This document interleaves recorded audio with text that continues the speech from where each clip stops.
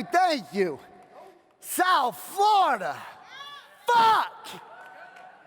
Come on, baby! So, take a seat, everybody.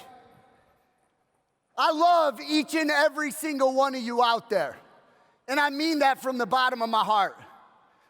A little over 15 years ago, South Florida has a spot in my heart because I came here August 9th of 2009 to South Florida from Chicago to kick a 15-year drug habit.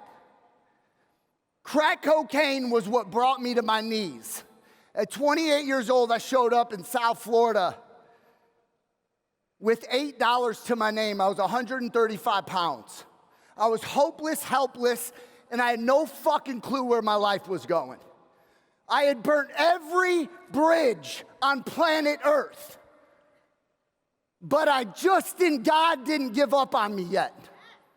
Okay? And when I showed up here, after 8 days of just brutal dope smoking, crack brought me to my knees. 8 days straight in a room in Chicago, pissing in the corner. And the reason I'm telling this story is I need everybody in here, even you in the back, to understand you are qualified for this. Each and every one of us. Hey, and if you're not clapping, you're probably the motherfucker that ain't gonna make it. I was the guy in the back of the room, I promise you. I was that person. And the reason I want to tell my story is there's somebody out there that I don't even know is paying attention, and I'm talking to you. I'm talking to you because you deserve it. You deserve a better life. We are all qualified to have whatever we want in life, and I shit you not. When I showed up here in 2009, at 28, $8 to my name, checked myself into a treatment center. And when I got out, as you can see, I am heavily tattooed. I was a union carpenter out of Chicago. I couldn't find a job. I just so happened to find a phone room, which ultimately got me into sales. Sales. Anybody in here that is getting into wholesaling, I want you to, the reason I've had the success that I've had, I never once said I was getting into the real estate industry. Not once. In 2019, I had just lost a 9-figure exit on the very first company I ever built. I'm not gonna go into the story about, I own the largest timeshare exit company. It was my first crack at being an entrepreneur. I mean, I literally couldn't even spell entrepreneur. And I had built a company that I got it up to $34 million a year. I think we had a net of like 12, 13, or 14 million. We were getting ready to exit that in 2019.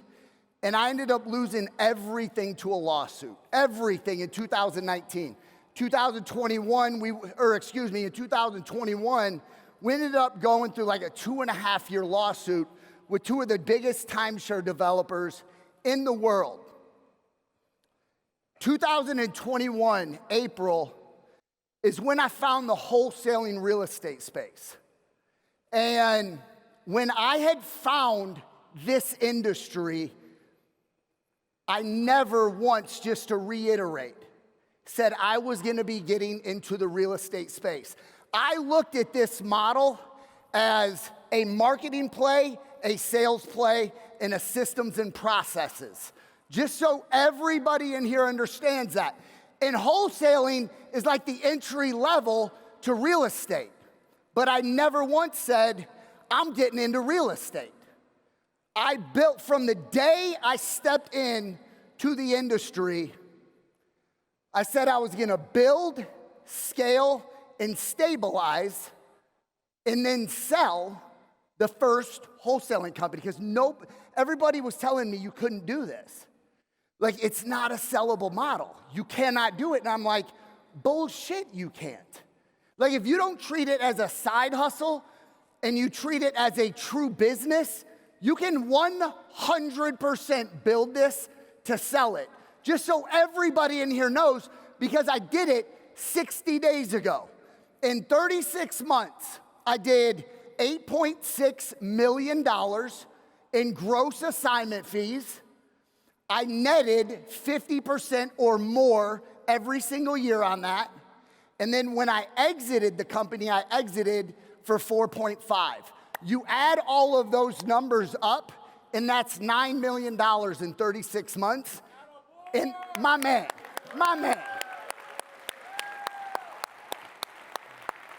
And that's in the wholesaling industry. So, like, people wonder, is this real? It's as fucking real as rain. It's a real industry. It's not a get rich quick. You gotta put in the fucking work. There's gonna be days you get your teeth kicked the fuck in. Balls smashed. It's gonna happen. Contracts go bad the day of closing. But this is how I beat all the competition. I never fucking gave up. When I came in rooms like this, because after 10 years of owning a company in another industry, my ego could have gotten in the way when I started in the wholesale industry. It very easily could have. I was making millions of dollars a year. I lost it, but I had to taste the money before. When I got into this space, I had a choice, one of two things. I could have hired a team immediately, or I jump back on the phones myself. And I made the decision to get on the phones myself. Because if I was gonna build a team, I needed to understand what I was hiring for. I needed to understand the day-to-day grind. I needed to understand what KPIs, key performance indicators, am I gonna ask my team to hold? Like, what is gonna be my non-negotiables, the standard within my company? So for 4 months by myself, everyone asked me a lot. They're like, man, what list do you pull? It's not a fucking secret. Owner-occupied, absentee owner. Owner-occupied, absentee owner. Write this down real quick, because this is the secret. This is how I did $9 million in 36 months. Write this down. All major cities, 30 to 100% equity, absentee owner data, owner-occupied, 45 minutes with outside those cities, and then I excluded LLC and trustee-owned properties. You are all probably like, fuck, I call that same data. Why can't I get those results? Because you ain't got my fucking sales process. That's why. So that data right there, if you look around real quick, spin your head around and look in this room. That's your competition, FYI. You can love them, network with them, shake hands with them, but I want to fucking destroy all of you. When it comes to getting a homeowner on the phone, how am I going to separate myself from a sea full of people? We're all calling the same leads, the same data, the same zip codes. We're using probably the same VA companies. So in a sea of people, how can I stand apart from all of you? If we're calling the same leads.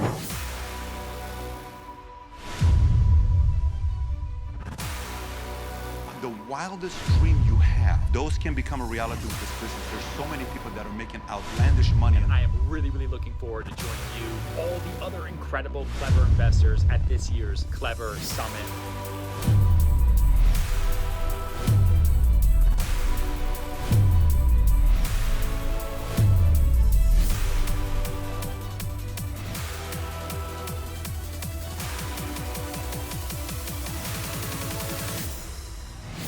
That's right. I'm back. How do I get a homeowner to say yes to me and no to him? 3 things you need to do. You need to get somebody to like you, trust you, and want to do business with you.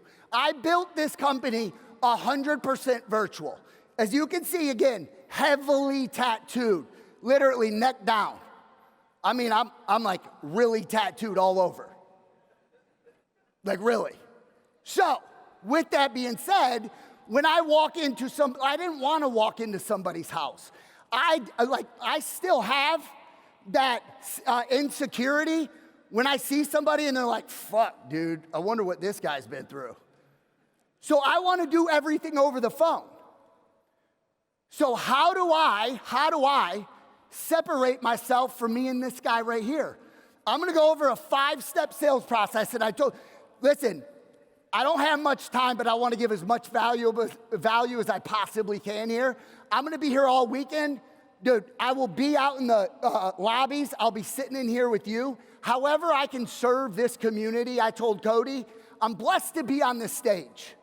I'm blessed. Anytime somebody asks me to be on a stage, I do not take it for granted because I used to not be allowed in my own family members' houses.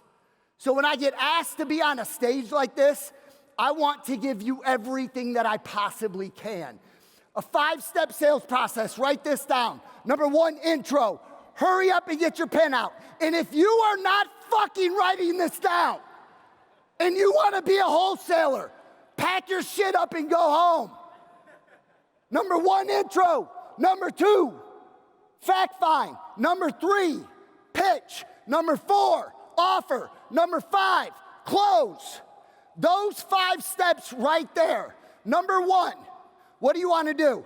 You want to introduce yourself, set clear expectations, you want to take control of the phone call, and you want to get them engaged. On step 1, you want to let them know they will be getting an offer by the end of the phone call. Do not be that person that gets somebody on the phone and then you hang up with them to call them back and make an offer. It's the fucking craziest thing I've ever heard in my life. The hardest part is getting the person on the phone. And then you get them on the phone and you say, I'll call you back with an offer? What the fuck? Do not do that. Have them on intro. Have them write your information down. If you are virtually wholesaling, how many of you in here virtually wholesale? Not that fucking many. Wow. All right, but out of all those hands, I bet you by the time you get to an offer, majority of you out here are probably making offers and asking this homeowner if they want to do a deal with you. And you've never even had them write your name down, your phone number down, your website. Think about that. If you're doing it over the phone, I would never in a million years do business with this guy if I didn't know his name, his phone number, his website, if I didn't like him, trust him, want to do business with him. So at the very end, understand you're gonna come to an objection. If you don't write that down, they're gonna say, what's your name again? And you wonder why you cannot close deals. I am willing to do what the competition is not willing to do. I am willing to outwork all of you. I am willing to outdial all of you. I am willing in this industry to set a standard to where when somebody picks the phone up, I don't try to disqualify them, I try to qualify them. Think about that for a second. You get somebody on the phone, it's your job to qualify them. I hear all these coaches and gurus saying we don't create problems, but we do love the one we're with to see if we can uncover a problem that we can be a solution to. But if you think you can do that in 5 minutes over a telephone, you are dead wrong. Dead wrong. KPIs that you should absolutely follow. write these down. On a warm lead, whether it comes from a cold call company or it's coming from like PPC, Facebook, or whatever, you wanna do a minimum to hit 6-figure months as a solopreneur. You wanna dial 50 to 60 outbound numbers a day, every single day. Some of you are like, I only got 20 leads. Good, call them 3 times a day. That was not a joke. Call those fucking things 3 times a day. That would give you 60 dials a day. You wanna get a minimum of 3.5 hours of talk time a day. And then in that 3.5 hours, you wanna make between 3 to 4 offers if you can, right? Now, an offer is not me getting this guy on the phone and saying, in literally 5 or 10 minutes, saying, oh, we can offer you roughly between 100 to 130. That is not an offer. An offer is where you take somebody through an entire sales process, you put them on 2 separate holds, act like you're going back to the underwriters. That gives you time to underwrite the property. You come back, ooh, I don't have good news, I don't have bad news. They haven't said yes, they haven't said no. I got a couple more questions I gotta ask you. Again, we sell the sizzle, not the steak, right? You put them back on hold, go back to your underwriter, and then you come back. So an entire sales pitch usually takes about 45 minutes plus. And then you make an offer. That would be considered an offer. If you're making offers in 5-10 minutes, I promise you, you're gonna absolutely struggle and you might as well go work at McDonald's. This shit will not work out for you. You will get the low-hanging fruit, but that's about it. Step 1, step 2, fact find. Figure out why they are on the phone with you. If somebody picks the phone up and they've showed any level of interest in selling their house, now it's your job to figure that out. Leverage third-party stories. Write that down. I can explain it more later. Third-party stories. I see here, John, that you're looking to sell your property because you don't want to be a landlord. Okay. You know what's crazy is like the last 2 or 3 people that I've spoke to, they've said the same thing. They didn't want to be a landlord. You know, the one that sticks out to me is Mrs. Smith. So what am I doing? I'm relating to them. I'm saying I've dealt with this before. I'm gonna tell a third-party story. I'm gonna loop around. I'm gonna say, you know what we were able to do for Mrs. Smith? We were able to get her granddaughter out of the property, amend their relationship. She got $50,000 at closing. She was, for the first time at 67 years old, able to pay off $17,000 in credit card debt that she had been saddled with for years. So at 67, for the first time, she got her granddaughter back because she let her be a renter, and she got all of her debt paid off. So I hear you say you don't want to be a landlord, but why? And then I shut the fuck up.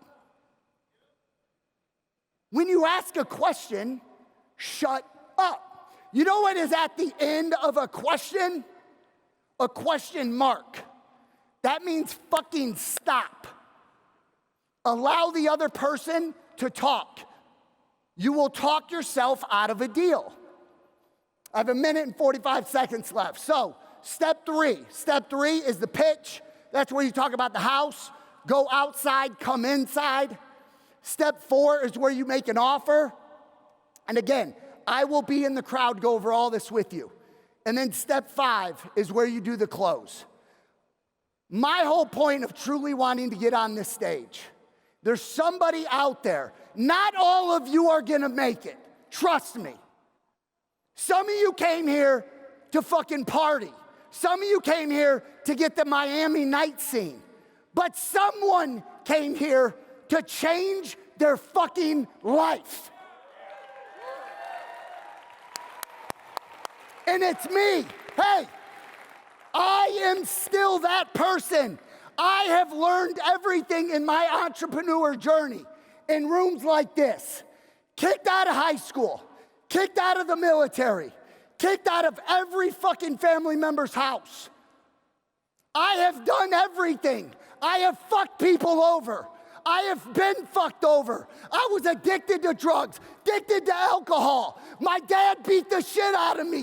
What's your fucking excuse?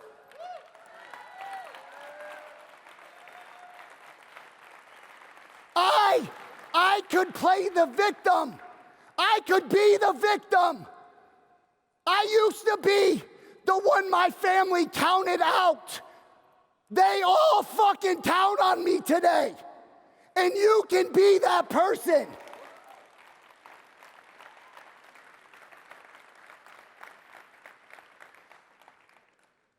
I respect their time. If nobody has told you today that they believe in you, I fucking believe in every single one of you. If nobody has told you today that they love you, I fucking love you with all of my heart. Let's fucking go, y'all. Hey, if you liked what you just watched, that was just a tiny snippet of the world-class training delivered at this year's Clever Summit, our flagship event that we had over 20 world-class speakers training at. So if you're interested in seeing the entire Clever Summit in its entirety, all you gotta do is click the link down in the description down below and get your hands on the full training.